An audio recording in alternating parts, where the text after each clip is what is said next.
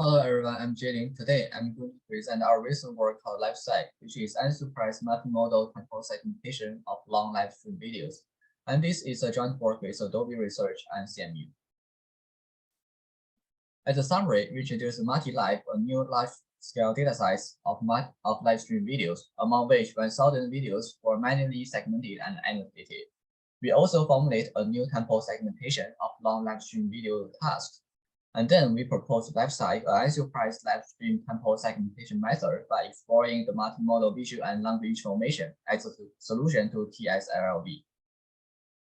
As an introduction, there are huge amounts of live stream videos online, but few of them have labels or summaries, which means that it's difficult to locate the videos we need, and it's very hard to quickly understand the video.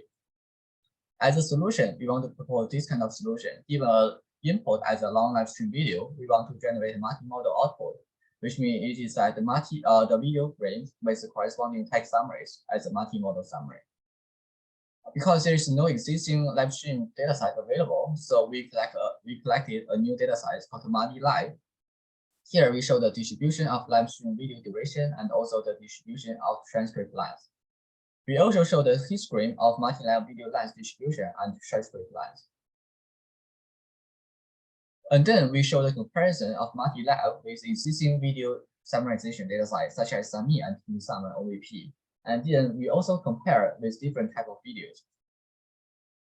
Here we show the TSLLV visualization of video features of a live stream video and a visual feature of a TV sound video, where different colors represent different segments within one video.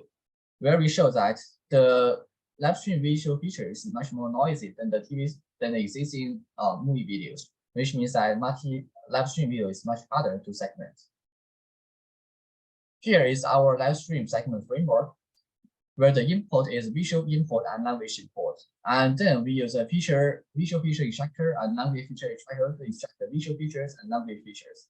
And then we use the Washington distance, Wang Washington distance, and CCA and Washington distance to compute different metrics. And then they become the input to the Bayesian non-patching model to do the classing for the temporal segmentation. Here in our Bayesian non-patching model, we use HTP, HSSFMM as our Bayesian non-patching model.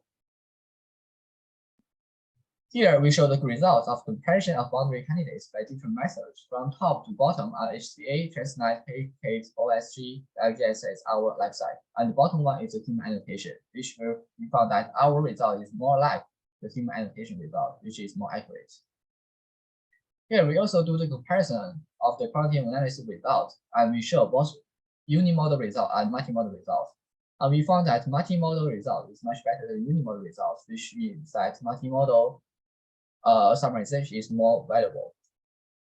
As for the average study, we show the different results by different parameters, and also we compare the performance with different intervals and different components. That's all. Thank you.